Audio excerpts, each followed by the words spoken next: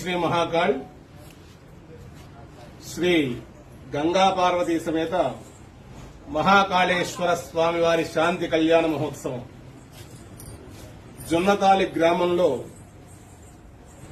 కార్తీక పౌర్ణమిని పురస్కరించుకొని కార్తీక శుద్ధ చతుర్దశి నాడు అంటే 4వ తారీఖు మంగళవారం సాయంత్రం 4 గంటల నుంచి కూడా గ్రామంలో కోటి వత్తులతో దీపోత్సవ కార్యక్రమం శివలింగ దీపారాధన కార్యక్రమాన్ని ఏర్పాటు చేయడం జరిగింది.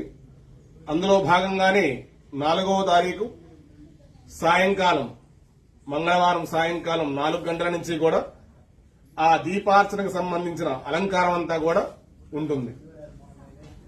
ఆ తరువాత అలంకారం పూర్తవగానే 5 గంటల నుంచి స్వయంగా మీ స్వహస్తాలతో స్వామివారికి పంచామృతాలతో సుగంధ ద్రవ్యాలతో గంగాజలంతో శివలింగానికి ఆ మహాకాళేశ్వరుడికి అభిషేకం చేసుకునే అవకాశం మీ అందరికీ ఉంటుంది.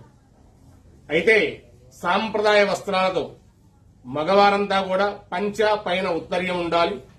ఆడవారు చీర ధరించి కొప్పు పెట్టుకొని చక్కగా సాంప్రదాయబద్దంగా అభిషేకం చేసుకోవచ్చు.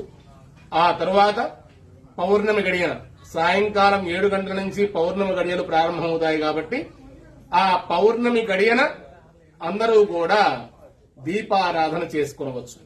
ఇది అందరికీ కూడా గ్రామంలో అందరికీ దక్కేటువంటి మహావకాశం. ఇక 5వ తారీఖు కార్తీక పౌర్ణమి బుధవారం నాడు సాయంకాలం 4 గంటలకి గంగా పార్వతీ సమేత శ్రీ మహాకాళేశ్వర స్వామివారి పంచలోహ విగ్రహాలు పల్లకీ సేవ అంటే గ్రామోత్సవం స్వయంగా మీరే మీ స్వహస్తాలతో ఆ పల్లకీని గ్రామంలో గ్రామం మొత్తం కూడా తిప్పవచ్చు.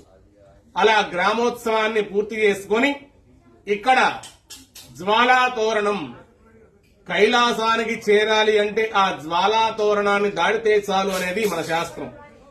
ఆ కార్తీక పౌర్ణమి నాడు మాత్రమే శ్రీశైలంలో, అమరావతిలో, కోటప్పకొండలో ఇక్కడే కాదు అన్ని ప్రాంతాల్లో కూడా నిర్వహించేటువంటి ఈ జ్వాలా తోరణాన్ని మన గ్రామంలో కార్తీక పౌర్ణమి నాడు బుధవారం నాడు సాయంకాలం 6 గంటలకు నిర్వహించడం జరుగుతుంది.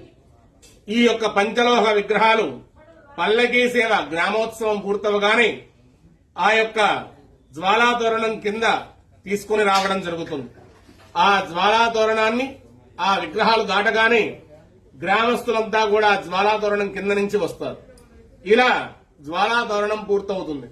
ఇక 6 గంటల 30 నిమిషములకు స్వామివారి అమ్మవార్ల శాంతి కళ్యాణ మహోత్సవం నిర్వహించడం జరుగుతుంది. ఇది మన గ్రామంలో మొదటిసారిగా జరిగేటువంటి క్రతువు. ఇంతకు ముందు ఎప్పుడూ చేయలేదు.